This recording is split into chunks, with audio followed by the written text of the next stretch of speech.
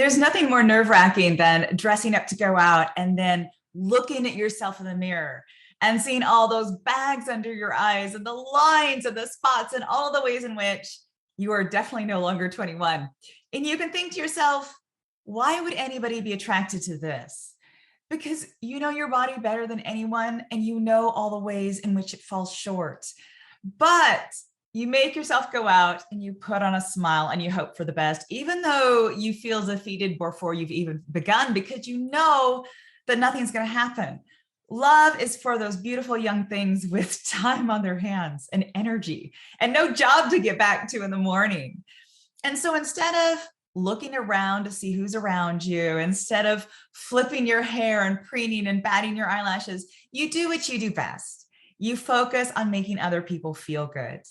You ask people questions, you laugh at their jokes, you see who needs help, you make people smile, and you consider the evening a success.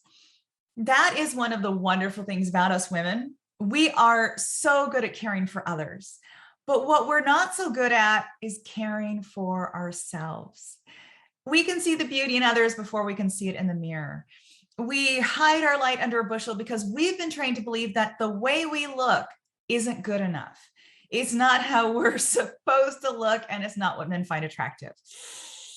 That makes me feel so frustrated.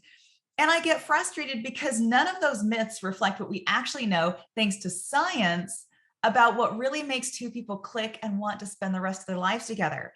And if you knew what love really required, you would stop worrying so much about how you look, and you'd start relaxing and just being yourself. Hi, I'm Amy Waterman. I am a love expert here at yourbrilliance.com. And each week I inspire women to live their most brilliant life. And you can't live your most brilliant life if you're worrying about how you look and what you're doing wrong and whether you're what men want. All of that stress is worse for your love life than a few love handles. So stay with me as we discuss the neuroscience of love and the secret ingredient that makes a man want to date you instantly.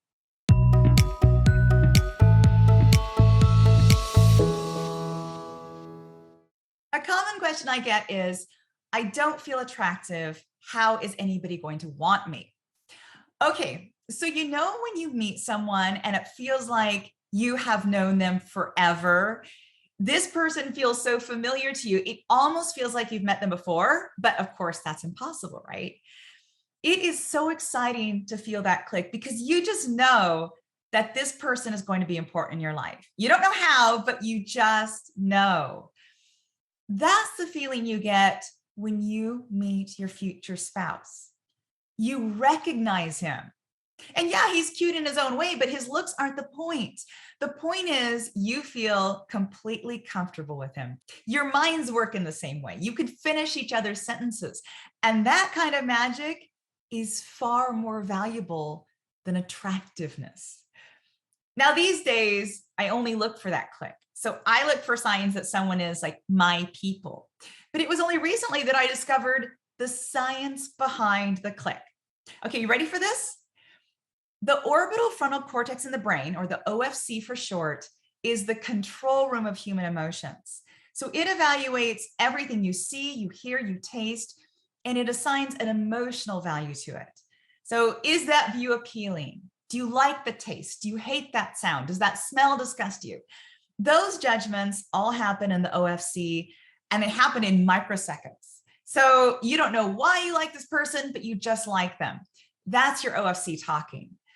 Now, some things are universally appealing, others are universally disgusting, but where it really gets interesting is the way your OFC decides how to handle something new. It draws on your memory banks, particularly your most earliest formative experiences, and it looks for similarities. So if you meet a person who, say, wears a scent that you remember your mother wearing, you will feel a feeling of warmth towards them. If your memories of your mother are positive, that is. Now, it's way more complex than that, but here's the big takeaway. When you meet someone new, your past memories and experiences unconsciously and automatically shape how you feel about them. So, how does that affect how we love? Let's say you walk into a room and there's this guy that you've been wanting to meet. He looks at you And you think he's evaluating how you look. You think he's looking at your body and your face and what you're wearing and weighing up how attractive you are. But in fact, his OFC is reaching back into his memory banks for any memory that bears a resemblance to this woman standing in front of him. So maybe you open your mouth to say hello and he hears your accent and it reminds him of a friend he had in college. Maybe you're wearing leggings and a hoodie and it reminds him of his first crush in high school on a girl who played sports.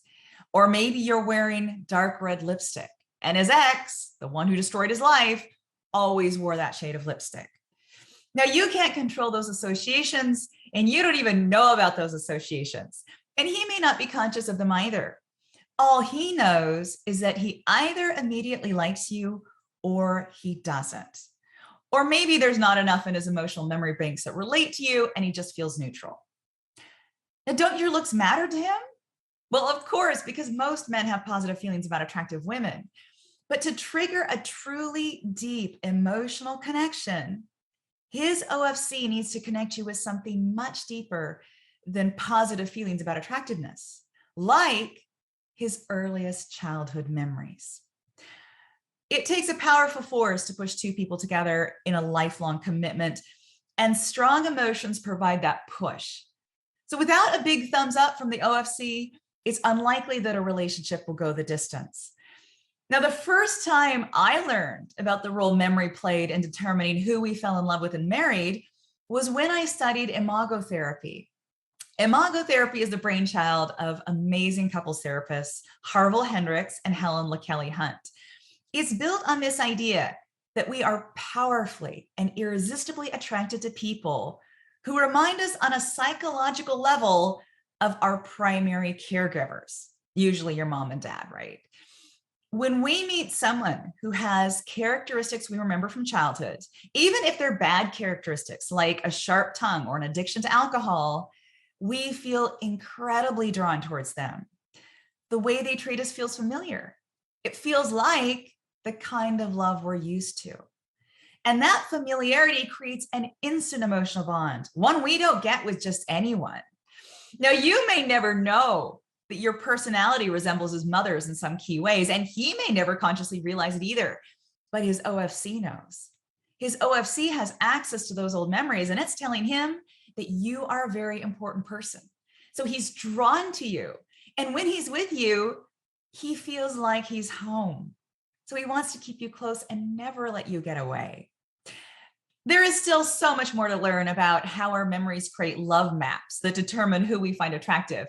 But for now, I just want you to sit back and relax. You don't have to measure up to impossible standards of beauty. All you have to do is trust the process, relax, and be yourself. When you meet the right man for you, you will click. And that click will happen because there will be things about you that resonate with him on a subconscious level. And those things might be incredibly subtle, like the way you laugh or the way you hold yourself. He will feel a rush of positive emotion because something about you feels familiar. It feels good. It feels like he can let down his guard around you, and it feels like you're already close. And that instant emotional connection just might grow into so much more. As I always say, being attractive attracts guys who want you for your body, but attracting a man who wants a life with you requires an emotional connection.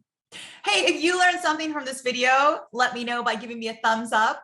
I really appreciate your support. And if you ever have any questions for me at all, make sure to leave them in the comments below. Take really good care of yourself, and I will see you next time.